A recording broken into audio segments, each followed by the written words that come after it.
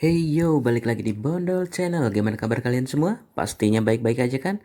Nah, seperti biasa kalau udah ada gua berarti kita bakal ngebahas tentang Byte. Dan Byte yang bakal kita bahas kali ini adalah Byte Book S yang berjudul Pencarian.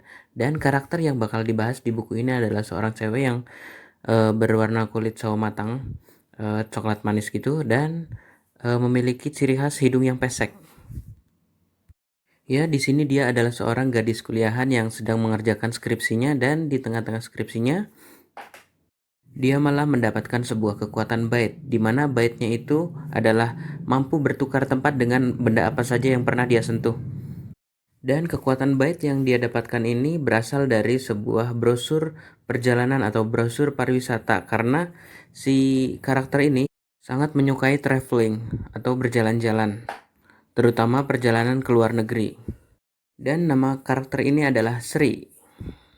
Dan di buku ini bakal menceritakan awal mula si Sri ini mendapatkan kekuatannya di mana di sebuah kafe Sri membaca sebuah brosur perjalanan yang tiba-tiba saja membuatnya bertukar tempat dengan kursi yang telah dia sentuh.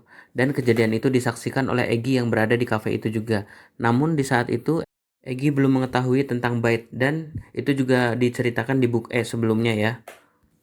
Dan hingga pada akhirnya si Sri ini justru malah meninggalkan tugasnya untuk menyelesaikan skripsinya, malah pergi untuk berkeliling dunia dengan menggunakan kekuatannya. Nah, lalu latar cerita berpindah ke masa sekarang di mana di buku sebelumnya diceritakan bahwa Killer Byte memegang sebuah dokumen atau buku yang bertuliskan huruf S yang ternyata dokumen itu berisi tentang identitas dari pengguna Byte dari gerbang S yang kini berada di negeri Sphinx, dan tentu saja itu membuat Killer Byte langsung bergerak untuk mencarinya. Lalu latar cerita pun berpindah kepada Iwan Man yang sedang marah-marah. Dia sangat kesal karena Ristina menjadi korban dari Killer Byte, yang membuatnya langsung memerintahkan seluruh anggota Number dengan pasukan penuh untuk menangkap 3 orang yang paling dia curigai, yaitu Andri, Egi, dan Oktaviani. Dengan menggunakan otoritas pemerintahan secara penuh, bersama dengan pasukan beberapa orang polisi, anggota Number yang mengepung sebuah rumah sakit yang di dalamnya berada Egi yang sedang menunggu Citra yang berbaring di dalam kamar rumah sakit, sontak langsung mengagetkan Egi, dan Egi yang memiliki kemampuan Byte yang bisa dibilang tidak bisa digunakan untuk bertarung ya, langsung menyerah terhadap anggota Number. Sedangkan Oktaviani yang masih berada di pabrik tempat dia bekerja, sontak kaget mendengar sirine polisi datang dan lalu melihatnya, dan dia melihat beberapa anggota Number datang ke sana.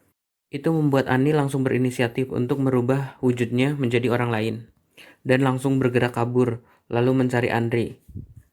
Lalu setelah Oktaviani bertemu dengan Andri, mereka pun berdiskusi bagaimana jalan solusinya, agar pemerintahan tidak lagi mencurigai mereka. Dan menurut Andri, di sini satu-satunya cara adalah membuktikan bahwa Killer Byte bukanlah mereka. Dan itu artinya mereka harus mencari Killer Byte yang kini sedang mencari Sri. Namun satu-satunya yang bisa keluar negeri saat ini adalah hanya si Oktaviani ya, karena Oktaviani mampu menyamar menjadi orang lain. Sedangkan si Andri tentu saja akan langsung ditangkap ketika berada di bandara.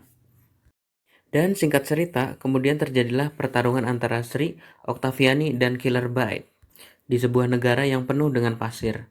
Dan di sini Sri terlihat sangat mahir menggunakan kemampuannya, di mana Sri bertarung menggunakan koin yang dia lemparkan dan mampu bertukar dengan tubuhnya. Itu cukup membuat gerakannya menjadi tidak tertebak oleh si Killer Byte. Sedangkan di sisi lain, si Oktaviani berubah menjadi Andri dan menyentuh seekor kumbang, sehingga kemudian kumbang itu berubah menjadi Andri. Dan kemudian Oktaviani pun berubah menjadi Oktaviani kembali. Nah, di sini cukup membuat si Killer Byte ini cukup terpojok ya, karena menjadi 3 lawan 1. Namun hingga di ujung pertarungan ternyata Killer Byte sangat mahir dalam menggunakan gabungan dari kemampuan-kemampuan yang telah dia curi. Hingga justru si Sri di sini disentuh oleh si Killer Byte dan menjadi kristal. Pengejaran yang dilakukan oleh Oktaviani dan Andri pun sepertinya akan menjadi sebuah usaha yang cuma-cuma. Namun Oktaviani yang tidak patah semangat terus saja langsung menyerang si Killer Byte. Namun si Killer Byte langsung menangkis serangan Oktaviani dan menciptakan sebuah kristal. Nah, Apakah di sini si Octaviani menjadi kristal oleh si Killer Bite? Namun ternyata tidak, kristal itu tetap terus tumbuh, tapi ternyata bukan si Octaviani yang menjadi kristal. Ternyata di sini si Octaviani juga sudah berubah menjadi si Killer Bite, namun tanpa topeng. Kemudian Andri yang sudah menyadari bahwa tubuhnya berasal dari seekor kumbang peledak, kini mampu menggunakan kekuatannya. Ia langsung menyerang Killer Bite dan meledakkan diri. Tentu saja Killer Bite tidak semudah itu untuk dikalahkan. Dia malah pergi dan menghilang. Octaviani dan Andri pun hanya mampu mendapatkan bukti bahwa di sini siapa yang sebenarnya Killer Bite dari bentuk Octaviani yang berubah setelah menjadi atau menyentuh si Killer Bite. Nah, buat yang penasaran dengan cerita lengkapnya, bisa kalian baca aja bukunya, dibeli bukunya. Sampai jumpa di cerita-cerita berikutnya. Bye-bye.